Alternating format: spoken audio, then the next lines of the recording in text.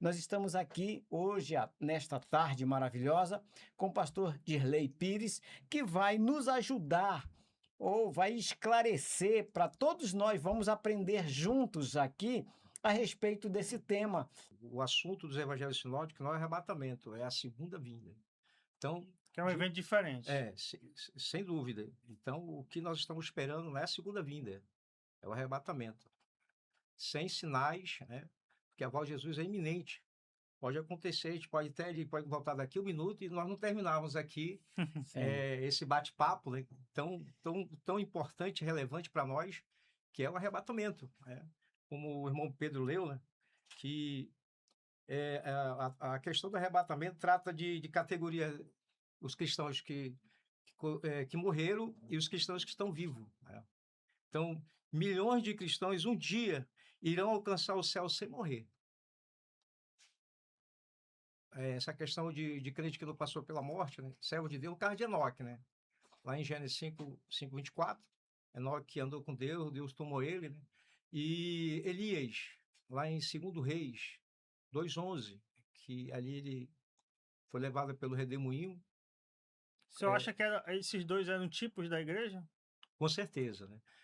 Enoque ele foi arrebatado antes do dilúvio, e o profeta oral, o profeta de fogo, ele foi arrebatado antes dos assírios, né? Os assírios invadiram Israel. Invadiram Israel em 622, né? O reino do norte, né? Então, a gente se apega porque realmente a Bíblia diz que Deus leva o justo antes do mal. Então, eu creio que a igreja vai ser arrebatada antes da grande tribulação. Que é a visão pré-tribulacionista. Pré-tribulacionista. E existe a visão pós-tribulacionista também. Que diz que a igreja vai passar todos os 7 anos debaixo da ira de Deus, depois Jesus vem arrebatar a igreja no final dos 7 anos. Mas isso não tem base bíblica, né? Uhum. Só esse texto aqui em 1 Tessalonicenses 1:10, aqui na primeira carta, Paulo escreve, diz assim, olha: para guardar-te do céu o seu Filho, a quem ele ressuscitou dentre os mortos, Jesus que nos livra da ira vindoura. Essa é a vindoura, sinônimo é a grande tribulação. Sim. Isso não quer dizer que o homem agora não esteja debaixo da ira de Deus. Ele está debaixo da ira de Deus, né? Por não confessar Jesus. Se ele morrer, ele vai para o inferno. Mas nós estamos livres tanto dessa ira agora de Deus quanto a ira futura, que é a grande tribulação. Que é o que ele diz aí, ira vindoura. Ou ira vindoura, a ira futura. Até o que a gente falou ainda agora, essa época eles estavam numa perseguição ferrenha. Teve uma época de fome também, foi até profetizada pelo profeta Ágabo, né? Então, era um contexto extremamente difícil ali para eles. O império mais poderoso da Terra estava perseguindo eles, e eles sem arma nenhuma, né? E ainda estavam passando por algumas calamidades aí, como fome, talvez peste nessa época, não sei. E ele não disse que essa ira que eles estavam vivendo era a ira pré-tribulacionista. Ele fala de a ira vindoura que estaria por vir. Pois é. Que ele já imaginava, ou tinha revelação, que seria pior do que aquela que a igreja sofreu nos primeiros séculos, né? Isso é bem interessante. Tem outra passagem no Apocalipse também que fala que vai livrar da ira, não é? É Apocalipse 3:10, né? 3:10. Falando ali para a igreja de Filadélfia. Então, aquilo é uma prova também, né? Jesus... São dois textos que dizem, então, que a igreja não vai passar pela ira vindoura. Aqui também, em 1 Tessalonicenses 5:9, diz assim também, ó: porque Deus não nos destinou para a ira, mas para alcançar a salvação mediante o nosso Senhor Jesus Cristo. Ele vai pegar de surpresa só o mundo, só o ímpio, né? Que não está esperando ele voltar. Esse aqui, como ladrão de noite, trata-se do julgamento de Deus. Que é o juízo das nações. Isso, das nações, que é o evento que... Tá, vamos só para a gente deixar bem claro aqui. Que não tem nada a ver com a igreja. Mateus 24, então, fala do juízo das nações, em que o Senhor vai vir, vai parar aqui, né? E vai julgar as nações. Aí depois vem milênio e tal, aquela coisa toda. A guerra de Gog e Magog lá na península de Meguido, né? Enfim, quem quiser estudar mais um pouquinho, se aprofunde nisso aí, só para contextualizar. Então, Mateus 24 fala do juízo, de que Jesus vem, pisa no Monte das Oliveiras, aí se racha ao meio, né? vai para um lado, vai para o outro, e ele lidar com os ímpios, é isso. Só que naquele momento a igreja não está mais aqui. Não, a igreja não... Foi tirada. Quando Jesus falou ali, concernente ali a grande tribulação, o Monte das Oliveiras, a igreja sequer nem existia. Porque o discípulo estava focado na vinda do Senhor Jesus para estabelecer o seu reino. Que é o reino que os judeus também aguardam. Justamente. Sim, que é o milênio. Nós chamamos de milênio, sim, sim. Então, ali em Mateus 24, os eleitos ali são os judeus, que vão passar a grande tribulação. O princípio das dores, às vezes, se aplica à igreja também. A igreja não vai passar o princípio das dores. Que vai passar o princípio das dores vai ser o povo judeu e aqueles que foram deixados para trás na grande tribulação. Várias vezes eles são tratados como eleitos, né? Paulo em Romanos, em Hebreus, e chama ele com essa nomenclatura. A igreja também é tratada como eleita, também, né? Então, ali, todo o contexto de Mateus trata-se acerca de Israel, mediante a grande tribulação e a segunda vinda. A igreja já volta com Jesus, porque no arrebatamento Jesus vem para os seus. Na segunda vinda, Jesus vem com os seus. Aquele texto, só voltando àquele primeiro texto que o senhor falou de João, ele diz que ele vem e os levará, não é isso? Uhum. Ele vem e nos levará a igreja para onde ele estiver. E vai preparar lugar também lá na eternidade, né? Ele falou, estou indo para o Pai, vou preparar lugar, enfim. Essa é uma conotação bem, eu acho que bem clara, né? Que diz que Jesus vem, pega a igreja, leva. Né? Que é diferente de Mateus 24, que ele vem, ele não leva, ele vem e estaciona aqui para julgar, para guerrear contra o anticristo, enfim. Jesus ele usa ali em João 14:2 a ilustração do casamento judaico, né? Isso é interessante. Jesus pagou, né? Pagou o dote, era assim um casamento. Quem procurava a esposa para o filho era o pai, né? Então, o dote que Jesus pagou foi o sangue dele. Isso é uma tipologia também. É uma ilustração do casamento judaico. Aí Jesus vai preparar os aposentos, e quando tiver feito, ele volta para arrebatar a igreja e levar a igreja para estar com ele. Tá, então no casamento judaico acontecia isso. Ele vinha, conhecia a noiva, né? Como aconteceu com Isaac, não foi? O filho de Jacó. O Isaac é filho de quem? De Jacó, né? Com Jacó foi assim, né? Ele saiu da casa do pai, aí foram, encontraram a noiva, e ele pega a noiva, leva para o aposento dele, né? E depois que tem a festa. Paga o dote, né? Que é a palavra hebraica, morrar. Então, tem tudo a ver com o que vai acontecer com a noiva de Cristo, que somos nós, a igreja do Senhor. Para o pré-tribulacionista, vai existir o arrebatamento antes da segunda vinda, que é o juízo. Então, vamos lá. Jesus vem, leva a igreja, né?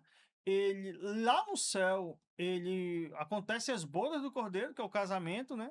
E as outras coisas estão acontecendo aqui na Terra. A grande tribulação, a ira, as taças da ira e tudo mais, né? Aí depois agora visivelmente, ele se apresenta ao mundo na segunda vinda para resgatar os judeus. É assim que o pré-tribulacionista pensa. Né? Os remanescentes, né? Porque nem todo judeu vai ser salvo também. Não, né? Sim. Aqueles que realmente reconheceram Jesus como Messias, né? Que são os remanescentes, judeus fiéis que realmente adentrarão o milênio. Né? Eu acho até, irmão Pedro, que Deus sabia que existia esse debate, né? Se é antes, se é depois, se o arrebatamento é uma coisa, a segunda vinda é outra. Mas ele não deixou, assim, um texto corrido falando todas as coisas. Nós temos que pegar recortes, né? Tanto de Apocalipse, como Tessalonicenses, quanto os Evangelhos e tudo mais, para poder criar toda essa escatologia, não é isso? Você faz um arcabouço, né? Você vai organizando os eventos, falar o que a Bíblia realmente ela revela, né? Não é que você vai criar doutrina, colocar na Bíblia, essas coisas não, mas tirar da Bíblia, né? O que a Bíblia realmente nos revela. Né? Então, o arrebatamento para os judeus, ali em João 14:2-3, era uma novidade. Porque até então eles estavam esperando o quê? O estabelecimento do reino milenar. Porque Jesus já tinha participado ali da ceia, né? Os judeus estavam muito tristes ali, né? Aí Jesus falou, né? Não se turbe o vosso coração, crede em Deus, crede também em mim. Na casa do meu pai há muitas moradas. Aí começa a falar a questão do arrebatamento. Né? Mas aí Jesus não detalha. Aí Paulo, mediante a revelação progressiva, ele começa a detalhar aqui como vai ser o arrebatamento. Jesus vai ficar nos ares, Jesus vem do paraíso, é muito interessante que Jesus vem do paraíso já com os irmãos, né? Que os adventistas dizem Com os santos, né? os adventistas dizem que a pessoa morre a alma, não, a alma ela sai do corpo, né? Tanto do salvo como do perdido. A alma do salvo vai para o paraíso. A alma do perdido vai para o Hades, no caso ali do rico Lázaro, né? Eu creio que aquilo ali, o rico Lázaro, é literal. Eu defendo ali que não é uma parábola, é um fato real. Até Jesus... porque ele cita Abraão, e Abraão existiu, né? Justamente. Se Abraão era uma parábola, Moisés era uma parábola. Ele cita Moisés, cita a lei, e provavelmente, né, andando nessa linha, Lázaro também deve ter existido. Porque na parábola não existe nome. Não existe nome. Não, aí existe Lázaro, existe Moisés. A lei, os profetas. Abraão. Sim. É muito interessante, irmão Pedro e irmão Everton. É a única passagem que a gente vê um justo sendo levado para o seio de Abraão por anjos. Você não vai ter outra passagem. Um justo sendo levado por anjo. É a única passagem. Tá aí um bom tema de... Aí ele leva para onde? De podcast aí.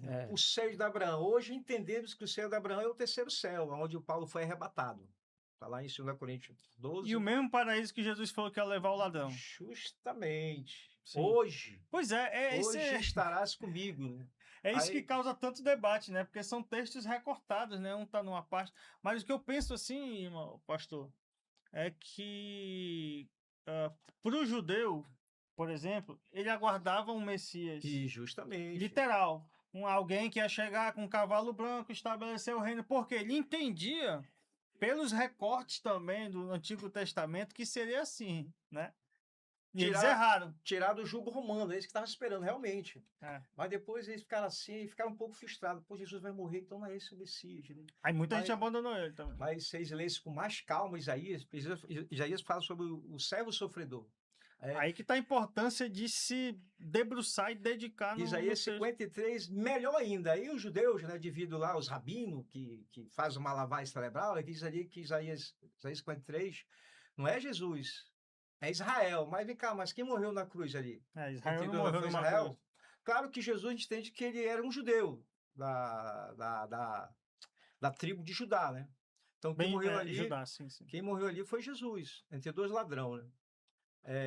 Segundo a tradição, era chamado Dimas, que realmente reconheceu, repreendeu o outro, e o outro deixou de ser salvo. Aquele se perdeu mesmo, mas aquele, lembra de mim quando está no teu reino. Hoje estarás comigo. Né? Então, quem é eu para revogar isso de Cristo, meu irmão? Se Jesus ali estava dando a oportunidade para ele ser salvo, porque ele se arrependeu. Aí tem gente, não, mas aquele ladrão não foi não foi salvo porque não foi batizado. Não deu tempo. Não deu tempo para ele participar nem do batismo, quanto mais da ceia. Mas eu creio que a gente vai ver o ex-ladrão já glorificado no céu. Mas Jesus garantiu para ele, né? Pois é. Hoje tu vai estar comigo, o que foi? Não, mas é isso mesmo. Realmente ali, aquele texto aí é muito interessante, porque o ladrão arrependido, ele reconhece, né? Esses 3 versículos, eu digo sempre que esses 3 versículos retratam a Bíblia inteira e toda a missão de Jesus, ele está ali. Porque quando o ladrão arrependido, Dimas, fala com o outro, ele vai fazer um comparativo. Tu nem mesmo temes, estando na mesma condição. Chamou a atenção do outro, né? Chamou a atenção do outro. Nós estamos aqui porque merecemos. Olha, já estava confessando o pecado dele ali para já. Mas ele nenhum pecado cometeu. Então, quer dizer, nenhum pecado cometeu. Ele é justo, o injusto sou eu. E o injusto sou eu. Ele reconhece que há ressurreição e que Jesus era um rei e que sabia que ele tinha um reino e acreditava na ressurreição. Porque tinha uma situação lá que os judeus, tinha uma grande parte, não cria na ressurreição, né? Os saduceus. Os saduceus não criam na ressurreição. E então, nem na existência de anjos, tal, nem pós-vida, nada. Então, eles tinham um sentido imediatista, né? Sim. Do aqui e agora, e não para uma eternidade. Então, Jesus que vem esclarecer isso para poder ter essa eternidade. Então, lá, aquele ladrão, ele fala tudo a respeito do Senhor Jesus. E então, eu digo assim que é a resposta de Deus para próprio confortar o coração de Jesus, dizendo assim, olha, tu fizeste a tua missão, e eles entenderam, porque aquele ladrão lá conta tudo, fala tudo a respeito do que Jesus veio fazer, que é levar a salvação para as pessoas. Então, é muito legal. Então, o arrebatamento, ele é um evento sobrenatural, né? Porque Jesus que vai arrancar a igreja, os salvos, né? A palavra arrebatamento, ela vem do latim, raptus, que significa arrebatado rapidamente, né? Que em grego aí vem a palavra harpazo, que traduzido, olha só, por arrebatado, carregar para longe, roubar, remover subitamente, arrancar, tirar por força ou por violência. Vai ser num abrir e fechar de olhos. Então, Paulo, ele traz mais luz, porque Jesus falou que ele volta aí, mas Jesus não detalha, que eu vou ficar nos ares, olha, os mortos vão ressuscitar, os vivos vão ser levados. É Paulo que traz mais a revelação da doutrina do arrebatamento, né? Nós vamos se encontrar com Cristo, né? E o arrebatamento, ele não é terrorismo, é felicidade, consolo para o nosso coração. Por isso que Paulo escreve aqui no versículo 18 da primeira carta aos Tessalonicenses, ele diz assim: consolai-vos uns aos outros com estas palavras. Por quê? Porque os irmãos estavam desesperados. E aí, Paulo, os que morreram, como é que vai ficar? Aí Paulo, né? Não queremos, porém, irmãos, que não sejais ignorantes com respeito aos que dormem, para não vos entristeceis com os que demais que não têm esperança. Então, essa palavra dorme aqui também tem trazido muita confusão, né? Não é a alma em si que dorme. Ele está falando do corpo físico. Paulo usa uma linguagem chamada de eufemismo, né? Porque a alma, ela fica consciente após a morte, né?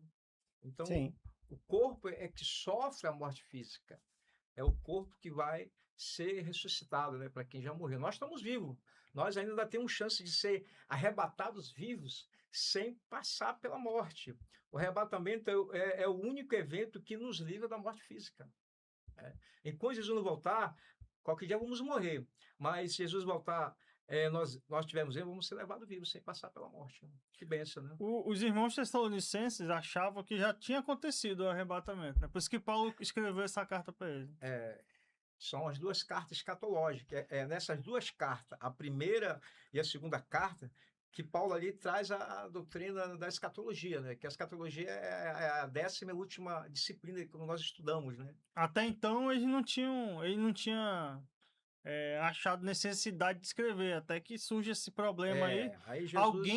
algum falso profeta está dizendo, Jesus já voltou e vocês ficaram. É mais na segunda carta, lá na segunda carta que realmente fala sobre isso. Uhum. Mas aqui estava tirando as dúvidas dos irmãos que já morreram, né?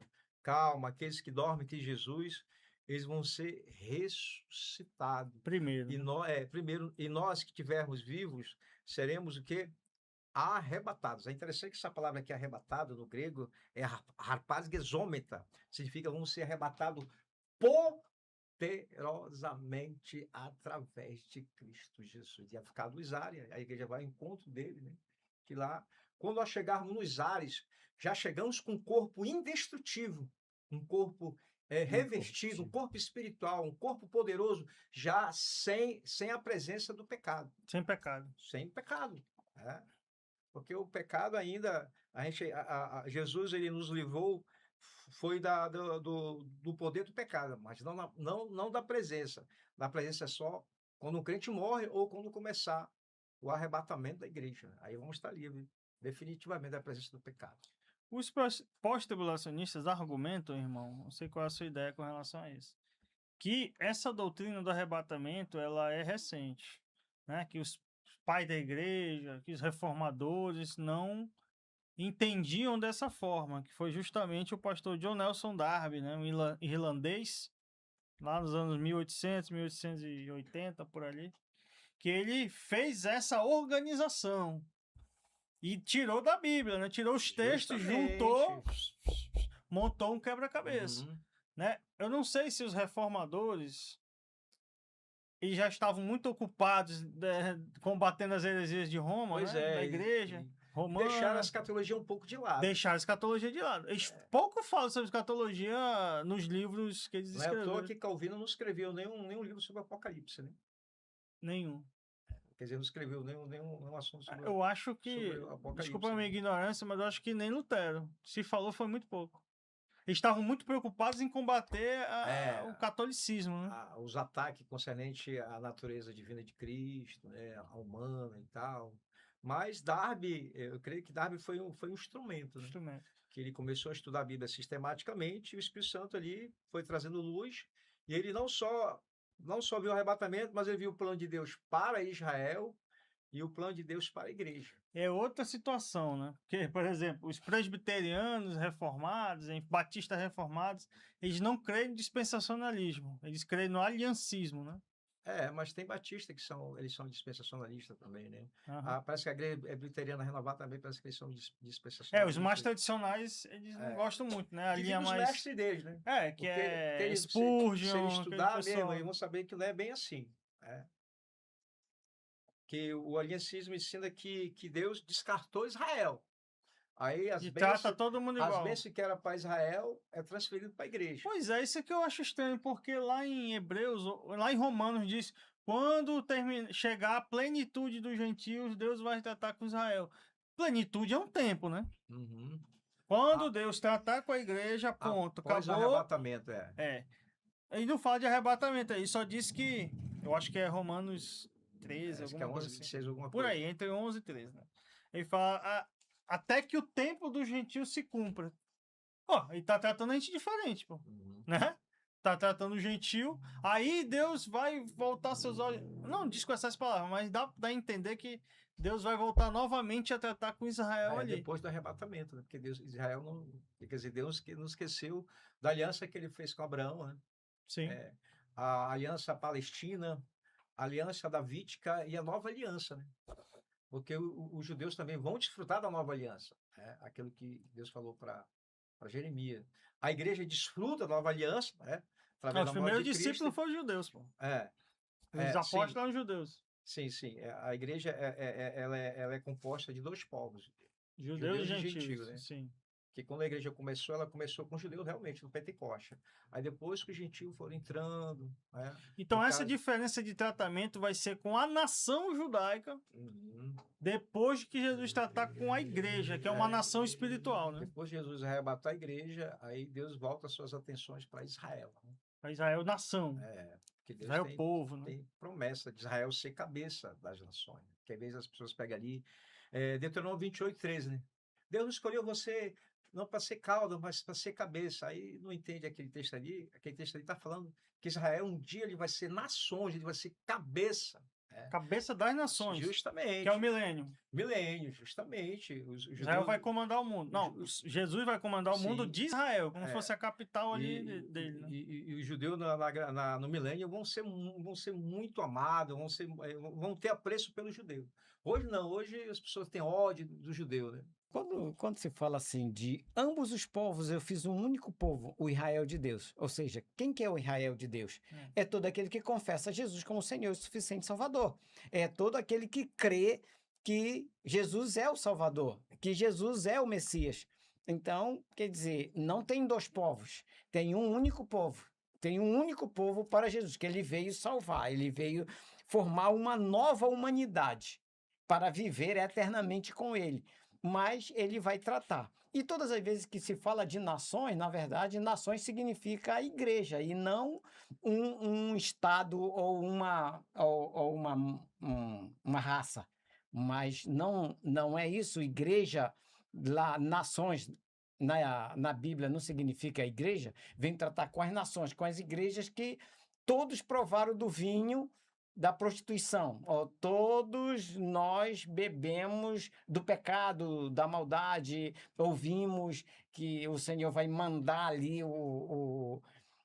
a mentira, a situação para que todos sejam enganados, aquele negócio todo. Então, quer dizer... A operação do erro. Essa operação do erro também é escatológico, né? A mentira hoje ela não está muito avançada por causa da igreja, que a igreja está orando e tal, mas no momento que a igreja foi arrebatada... Aí é outra situação. Piorar, né? Realmente... O senhor falou Israel de Deus, eu acho que é Gálatas 6,16. Israel de Deus ali, irmão Pedro, ele não está tratando de igreja como gentios. Ele está tratando de igreja como judeus. Então, judeu é judeu. Isso no contexto. Então... É Romanos que está escrito isso? Não, é Gálatas 6,16. Então, Paulo está falando com judeus. Judeu convertido. Justamente. Judeu então, cristão. Porque para mim, se eu for judeu, eu tenho que saber de que tribo eu sou. Até isso, né? Porque Paulo, ele se identificava como o quê? Qual era a tribo dele? Benjamim. Até então, os judeus sabiam porque o templo ainda não tinha sido destruído. Porque tinha os rolos, registros. Depois que o templo foi destruído, agora os judeus sabem só através da DNA. Mas é muito interessante que as 12 mil tribos ali aparecem em Apocalipse, né? Só Deus sabe onde é que está o restante da tribo, né? Claro. Aí aparece ali em Apocalipse capítulo 7, versículo 1 em diante. Né? Então, nós somos igreja. Nós não somos Israel. Fora da igreja existe judeus e gentios. Para o judeu se tornar igreja, ele tem que confessar Jesus. Se o gentio se tornar igreja, ele tem que confessar Jesus. Então, agora são 3 povos, judeus, gentios e igreja, como Paulo escreve lá em 1 Coríntios 10, 32. Então, quando ele fala assim que de 2 povos ele fez um, ele está dizendo que para a igreja não existe mais diferença entre o judeu e o gentio. Porque até então a igreja era um mistério. Então, essa barreira realmente caiu, e Deus fez um novo homem que é a igreja. É a união entre judeus e gentios, formando a igreja do Senhor Jesus. Que é um só povo, nesse sentido espiritual, igreja, no caso. A igreja, né? Então, o senhor acha que o arrebatamento está próximo? Muito próximo. Claro, como eu falei, a volta de Jesus é iminente. Há sinais. Sem aviso, não. Então, a gente tem que estar... A gente não vai se preparar ainda. A gente tem que estar preparado. Qualquer hora, trombeta só, Jesus nos chamar e nós estar com ele. A visão, esse desejo, Paulo está falando, porque eu penso que quando Paulo até escreve isso, e como ele não tinha visão de um futuro, não sabia que estava sendo inspirado pelo Espírito Santo para poder deixar isso a uma posteridade, né? E quando Jesus é levado, eles vendiam tudo que tinham porque esperavam a volta iminente. E eles foram frustrados, entendeu? E que não era aquela volta iminente. Você está falando lá em 2 Tessalonicenses, né? Que o pessoal vendiu, né? E aí depois devido à custa dos irmãos, aí Paulo, quem trabalha, não come e tal. Os adventistas também venderam. Venderam. Que foi um grande desapontamento, né? Um falso alarme, né? Falso alarme. Em vez de conferir na Bíblia, né? Porque o arrebatamento ele vai acontecer a qualquer momento. Então, essa questão da iminência, vamos lá. Com relação ao juízo das nações, então, o senhor acha que tem uma sequência de eventos que precisa acontecer para que chegue nesse momento, né? E o arrebatamento não, por isso que se chama a doutrina da iminência, pode ser a qualquer momento. Qualquer momento vai ser arrebatado. Para que aconteça o juízo das nações, é necessário que haja a reconstrução do terceiro templo judaico? Boa pergunta. Porque tem pessoas, eu vi aí um reverendo dizer, não, isso é conversa fiada, de dispensacionalista. Nicodemos. Jamais vão ser... Ele falou que jamais vai ser reconstruído o templo. Não, jamais, esse negócio de sionismo, não sei o que e tal. Só que o Augusto Nicodemos, ele não leu com calma ali Apocalipse capítulo 11. O que está escrito lá? Vamos lá. Vamos lá. O 11. templo já está construído. Interessante, né? O templo... A profecia, quando ele narra o fato... Ainda vai ser construído no futuro, mas aqui... Qual é? Diga aí, João. Apocalipse capítulo 11, versículo 1 em diante, ele diz assim, foi-me dado um caniço semelhante a uma vara, e também me foi dito, dispõe-te e mede o santuário de Deus, o seu altar, e os que nele adoram. Mas deixa de parte o átrio exterior do santuário, e não meças, porque foi ele dado o gentio, esse por 42 meses, olha só. Calcarão os pés à cidade santa. Então, aqui o João já vê o templo construído, aquele tempo que Jesus falou, que o anticristo está de profanar, em Mateus 24, 15. Né? Aí tá falando do templo, e 3 anos e meio, 46 meses. O tempo que esse tempo 42 meses. o anticristo já Que se encaixa na ideia dispensacionalista da 3 anos e meio de paz, 3 anos e meio de tribulação. Não é à toa que os judeus estão se preparando aí para construir o templo, né? Em Mateus 24, Jesus fala sobre a abominação desoladora, né? Se assentar no templo, ele não fala templo, no santuário de Deus, se autoproclamar Deus. Eu não vejo outra situação. Paulo escreve aos Tessalonicenses também, né? Pois é, só que eles dizem o seguinte, que isso já aconteceu. Inclusive, os pós-tribulacionistas dizem que foi quando o imperador romano, o imperador Tito, ele destruiu, ele não assentou. Não, mas teve outro. Ele teve não outro imperador e mandou espergir sangue de porco lá para não depois, foi o Tito, então. não. Esse é o antigo Epifânio. Epifânio, sim.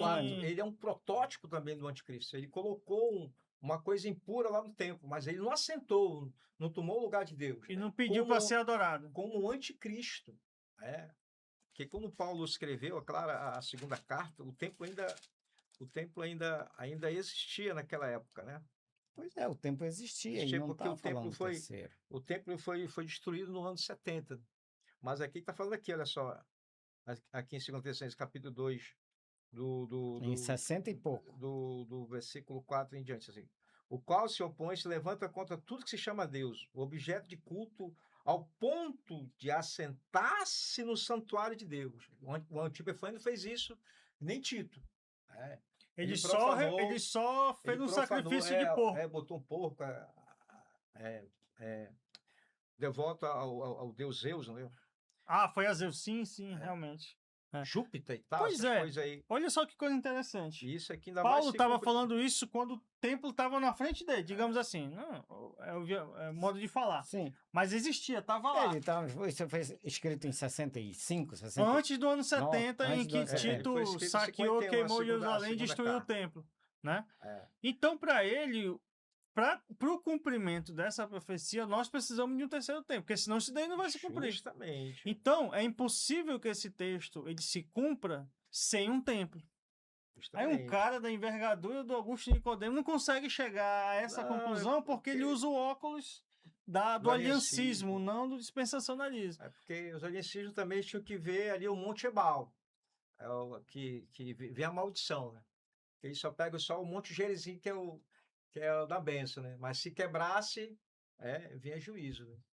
Então, a gente não é novo Israel, não sou judeu, somos igreja. Então, nós temos aí a menção a um templo, não vamos chamar de terceiro, mas a um templo em Mateus 24, 2 Tessalonicenses 2 e Apocalipse 11. É impossível que não haja um templo para que se cumpra essas três... Deixa eu só perguntar uma coisa para vocês. Se o templo ele só está completo se tiver a arca lá dentro. Sim. Ela está guardada, está escondida em algum lugar para poder ter lá os elementos para poder... Alguns acham que Jeremias escondeu a arca, né? Os etíopes também, né? Dizem que tem uma arca na Etiópia, a igreja etíope, que é a mais antiga. Para poder, senão eu vou construir, mas aí cadê os elementos? Pois é, alguns acham que eles têm a arca e tal. Está guardado. Ou vão fazer uma réplica. Não pode fazer réplica. Não dá para fazer réplica. Porque os elementos é impossível. Como você vai fazer uma réplica de Maná?